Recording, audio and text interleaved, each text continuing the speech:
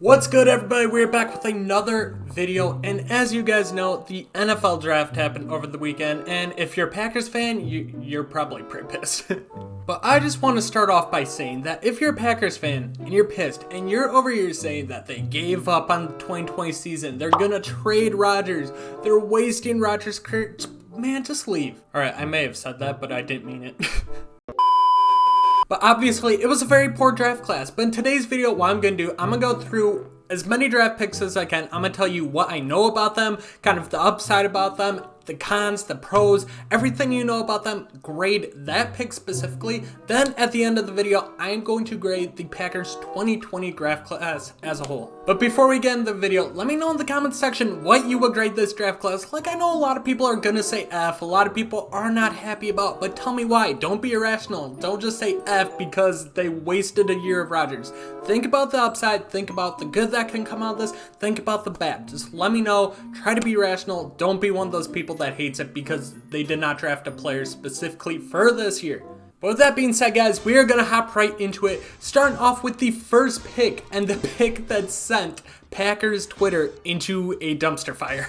So the Packers trade up with the Dolphins to get to the 26th overall pick to draft Jordan Love, a pick that surprised all of Packers Nation, surprised basically anybody watching the draft, and spelled the end for Aaron Rodgers in the coming seasons. And bro, it's still freaking so sad. But a lot of people were shocked by this move, drafting Jordan Love to replace Rodgers, because Love isn't going to start for at least 3 years, possibly even 4 years. He's got a while. He's going to sit on the bench. He's going to learn from Rodgers. They're going to try and pull a move similar to what they did with Rodgers and Favre.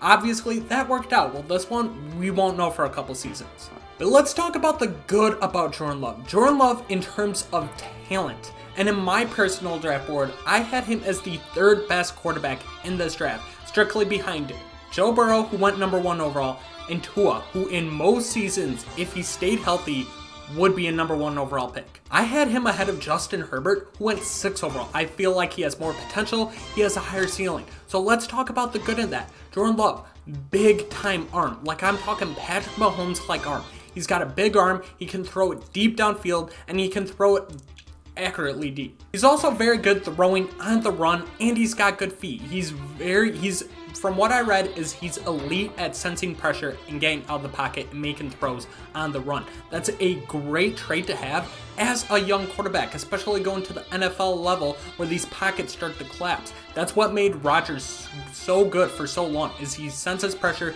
he's able to get out of the pocket, extend plays, and make throws. Love can do that. But there is one big trait about Jordan Love that basically let him fall to the Packers, and that's strictly he's not polished when it comes to decision making. He makes a lot of terrible throws, like Mitchell Trubisky-like throws. He tries to make his arm do a lot more than it actually can. He trusts way too much into his arm, and he makes stupid throws that lead to interceptions. But honestly, that's really the only knock on this kid. He's accurate, he's got a good arm, he's got good legs, he can extend plays. If he works on his decision making, which he is going to sit behind the greatest decision maker in NFL history, a guy who never throws interceptions, makes the right throws a majority of the time, gets rid of it if nothing is there, in Aaron Rodgers. If he can learn from that, there's no reason Jordan Love cannot be a top caliber quarterback. But the reason he fell to us is strictly because of decision making. He threw 17 interceptions last year, which led the FBS. Like, it wasn't all his fault. The year before, he was great. He had 32 touchdowns, 6 interceptions, really good numbers. If he put that up again, I promise you he would get drafted by the Chargers instead of Herbert. He is that talented. But the reason he was so bad last year, he lost literally his entire offensive line, all his weapons on offense, plus his entire coaching staff. I don't care who you are at quarterback. You lose all that in one season, it's so hard to come back from that. But obviously, Jordan Love is not going to help us this year any more than being a backup quarterback, which is something that we needed, but it's not something we need in the first round. But I love the potential of this kid. I think he's a great replacement of Rodgers. I would have liked to look at a quarterback next year, but honestly, if you think about it, with how much potential this kid has, in my opinion, top 10 quarterback potential, I don't think you would get a better quarterback potential-wise in future drafts. Packers are always going to be be able to contend. They're always going to have very high, like low draft picks to like mid-20s, 30s. Overall, I think it's a good pick. I think it's decent value. I'm going to give this trade a C just because he's not going to help this year. But in the long run, this could be an A+ pick. We don't know anything about it yet. Next up, we got AJ Dillon, and honestly, I like this pick a lot. I drafted AJ Dillon in a lot of the mock drafts that I did for the Packers, except I drafted him in like the 3rd or 4th round. So he's a little bit of a reach here, but the dude is Derrick Henry-like strength, bro. He gets the ball, he literally trucks over people. He is a power back. That's what he does. He stiff arms people to the ground, and he will run over you. He's a big boy, like he's Eddie Lacy size big, 6 feet, almost 250 pounds, but he's very athletic. A 4.53 for a guy his size, not that bad. He also led running backs in vertical jump and one other drill. I can't remember exactly what it was, but overall he's extremely athletic for his size. He's very strong, and he's going to be a good running back. I think a mix of him, Aaron Jones, and Jamal Williams can do a lot of damage. And also, even though we didn't get a wide receiver, I think that means we could see a lot more sets where Aaron Jones gets motioned out into the slot. Because Aaron Jones, as we know, very good at catching. So I feel like he might be motioned out to the slot, give us an extra weapon out there, and then you got somebody like Jamal Williams or AJ Dillon that can get the ball in the backfield too. So the one knock that I have on him is he did not catch the ball a lot at Boston College. I'm not going to sit here and pretend like I know anything about the style of offense Boston College runs, but I know he had almost 1,800 total yards last year. And from what I read is the coaching staff believes that he does have the hands to catch on the backfield if needed. But this is a guy, you're going to get the ball, he's going to truck over people, he's going to push the pile forward, and honestly, he could do some things this year, but this is more of a next year thing. We got Jamal Williams a free agent, we got Aaron Jones a free agent. Honestly, I said this in a previous video, I think Aaron Jones is gone. I don't think Aaron Jones is coming back next year. It's just not smart to invest that much cap room into a running back, even somebody as good as Aaron Jones. Running backs are a lot easier to replace than other positions, but you free up a lot of cap space. That means you can sign Kenny Clark to an extension. That means you can sign D-Bach to an extension. Also gives you cap room to do other things in free agency, and they have a running back that can replace him, hopefully, in AJ Dillon. AJ Dillon's easily a guy that I can believe can get like 4.5 yards a carry at the NFL level just because he's strong, he's physical, and he's not going to go down easily. Like I said, I like this pick a lot, but in mock drafts, I had him in 3rd or 4th round, but I'm going to give this like a high B. Not necessarily a B+, but it's just like below that. Like, I like AJ Dillon a lot. I think he's going to do a lot of work this year, and I think we're changing the offensive scheme to help Rodgers, but I'll get into that a little bit later, but I'm going to give this pick a B. I like it a lot. Alright, I'm not going to even try to pronounce this name. Josiah DeGuara, tight end from Cincinnati. This was a confusing pick, and I am not going to sit here and pretend like I knew who the hell this guy was before the draft. But as you can see here, he is the leader at Cincinnati in catches, and I think he was second in receiving yards. And do you know who went there? Travis Kelce, Brent Selleck. So he's in pretty good competition right there in terms of tight ends that went to Cincinnati. So this guy is featured more of an H-back though. He's not necessarily a tight end, and he's not necessarily a fullback. He's going to be like a Swiss Army knife. He's going to do a little bit of everything. One comparison, Kyle Jacuzzi, I can't freaking say his name. Dude on the 49ers who does a little bit of everything, catches out of the backfield, can block really good on running plays. He does a little bit of it all. This is kind of what this guy does. He's very small for a tight end, only being 6'2", running a 4.72, so he's not even that fast. So honestly, I don't really know too much about him, but I like the ideas of what we can do with him in play action plays, on running plays, blocking for AJ Dillon, Aaron Jones, Jamal Williams. Like, a guy can do a little bit of everything, but here's the bad thing. Like, a lot of people like this guy. He was considered a sleeper in the 6th round, and we drafted him in the 3rd round. So you kind of see the problem with this pick. I like this guy a lot, but it was a 6th round value pick in the 3rd round. It was a terrible reach. But this is a guy that can contribute next year, but he's not going to all of a sudden give you like 2+ wins and lead you to a Super Bowl. And that's not what this guy's going to do. He's going to be a useful player. He's going to be a guy who's not going to make any Pro Bowls, not going to get any recognition for anything, but he's going to be a solid player. Think of Patrick Ricard from the Ravens. A lot of people are like, who the hell is that? He's good. He does a little bit of everything. He helps that Ravens team in the run game and a little bit in the passing game on little dump-offs. This is what this guy's going to do. I like him, but a third-round pick for this guy, not worth it. I give this like a D. Like I said, it's strictly because of value. If we get this guy in the 6th round, all of a sudden this pick's like a B+, because I do like this guy and think there is value in him. I think he could be good. But like I said, I'm not going to sit here and pretend like I know much about him. Strictly off what I've read, what I've seen, he can do a little bit of it all, so hopefully he helps out. He's going to be good on running plays, pair him, Sternberger, and Marcel Lewis. All of a sudden, tight end group's not too bad. But we got Kemal Martin, who we drafted in the 5th round. We didn't have a 4th round pick because of the Jordan Love trade, but Kemal Martin was our 5th round pick, which we finally filled a need. We got an inside linebacker, somebody that can help us out a little bit, and he's okay. So from what I read is he likes to play downhill. That could help us out in the run game.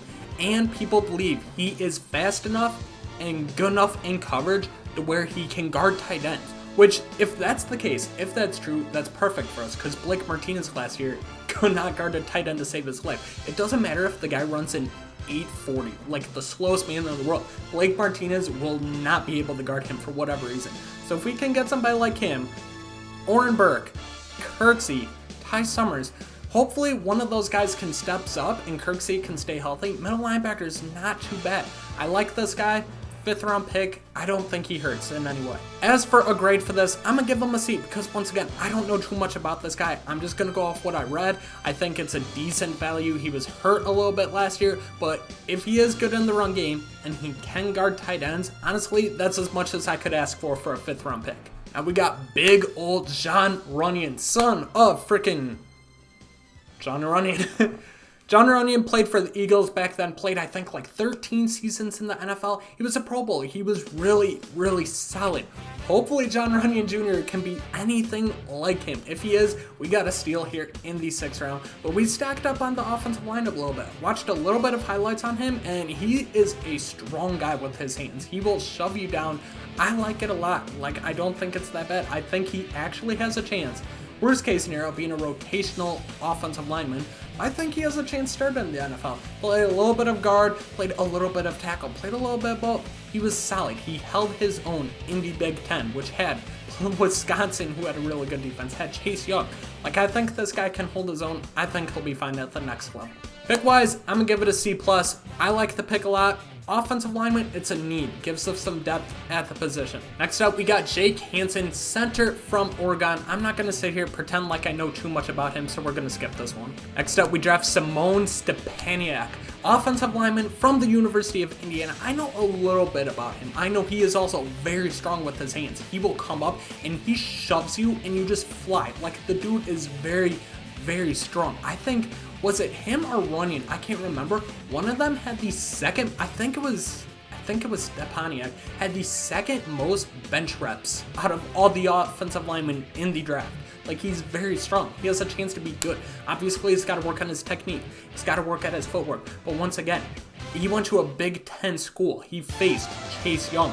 He faced the defensive tackle from freaking whatever, Ohio State. He faced Wisconsin defensive ends, Michigan State, like Michigan. A lot of good defenses in that conference he had to go up against. And for the most part, he held his own. I think last year, he allowed 1 sack in 400 and something opportunities. Like, the dude was actually really good. I think for 6th round value wise, I think this is great value. I think this guy has a chance to be very good at the next level. Not necessarily Pro Bowl level, but I think he could eventually become a starter.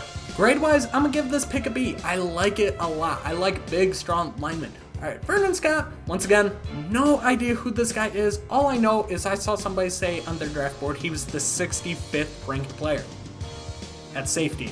So not necessarily a good pick. This was like an undrafted guy that we kind of reached for in 7th round, but it's a 7th round pick. Who cares? So in terms of value, I think this is one of the best picks in the draft. Edge rusher Jonathan Garvin from the University of Miami. So let's just read his notes here.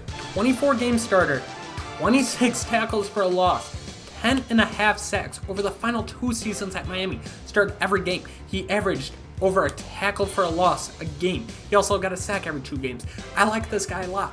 I saw on Twitter that people had him ranked as a top 15 edge rusher, and we got him like he was a 4th, 5th round pick. This was a 4th, 5th round pick on most people's draft boards, and we got him last pick in the 7th round. Overall, great value there. Not necessarily the same this guy's going to be a freaking Pro Bowler or win us a Defensive Player of the Year award or anything, but he's solid. I like this guy a lot. Don't know too much about him other than people were high on him. He fell. We drafted him late. And overall, I give this pick an A-. I think he'll be a good rotational edge player, and he'll have an impact at the NFL level.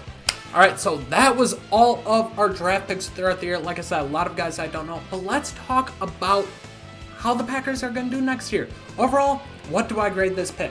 My final grade for the draft class is a D. They just didn't fill a lot of needs for next year. They focus more on the future. AJ Dillon's going to be great in like 2 years. Jordan Love has a chance to be great in like 3-4 years. They didn't get a wide receiver, which is fine. From what I know, people in the first round didn't fall to them. They didn't want to reach in the middle rounds because they felt nobody would contribute. And I kind of agree with that. What player in the 4th, 5th, 6th round is going to come in and be better than Lazard, Flinches, even somebody like MVS, any of those guys? It's not going to happen. You're not going to find somebody that's going to be able to contribute like that, especially when most of the guys were slower and just not that good, honestly. It sounded like they wanted a receiver with that first round, but none of them fell to us. The only solid receiver left, like I'm talking first round talent, was Denzel Mims. But apparently, a lot of people were skeptical about him because he struggles with drops. And do you know who else is tall, fast, and struggles with drops? MVS. Second round, I thought we were going to go receiver. Obviously, none of them fell. Chenault got drafted. MPJ got drafted. T. Higgins got drafted. Mims got drafted. All of them were gone by the time we got to us. At that point, there was really no receiver in the draft worth taking that would have an impact on this team. But that being said, in terms of where they're going, as you can tell from draft, I think the Packers are going to focus on a run-heavy style offense, which could be really good for Aaron Rodgers, obviously. Not going to force him to pass the ball all the time, and it could be good for our wide receivers. If we can run the ball a lot and mix in more play actions than we ever have instead of going 5 wide or spreading, all of a sudden we got a dangerous offense. It's going to create a lot of one-on-ones for our receivers as people try to blitz, try to stop the run. That's going to be able to get more separation for the receivers. That's going to be able, especially Devontae Adams one-on-one, bro. Like, that's not even fair. I think a run-heavy style offense at this point in Rodgers' career and with the receivers we have, honestly, a good pick. But the offseason's not over yet. We drafted a lot of O-line depth. Honestly, what if they cut Lane Taylor? What if they cut Lane Taylor, say $4.5 million, use that $4.5 million and maybe whatever extra cap we would need to, and go out and get Taylor Gabriel for a slot receiver? Or they send Snacks Harrison to shore up that defensive line and stop that run game? I don't know, man. I've had time to think about it. I was the same way, but I think people are overreacting about this draft class. It wasn't a good draft class at all, and some teams got better. But honestly, we're still going to compete. I still think we're the best team in that division. I don't think the Vikings with Kirk Cousins are going to be able to surpass us. I think we still have a good shot as long as we have Aaron Rodgers in the playoffs. Plus, honestly, how many rookies actually contribute their first year when you have a late round pick? Next year, we're going to have to rely on some of our younger guys from previous drafts. Sternberger, Gary, freaking Ty Summers. Like, a lot of other guys are going to have to step up that were high round picks. MVS needs a big year. Alan Lazard's going to get more playing time. A lot of guys who have potential to be very good players from previous drafts are going to have to step up. But anyways, guys, that's my rank. I ranked this draft class a D. It just wasn't very good. But for all I know, a couple years down the road, Jordan Love becomes a star. AJ Dillon becomes a star. Some of these guys become at least role players at best. Honestly, solid draft class then. But for now, it's a D. Let me know in the comment section what you think about this picks. Hit that subscribe button, notification bell on so you never miss one of my uploads. And be sure to hit that like button because I need freaking clout. Anyways, guys, I'll catch you in my next upload. Peace.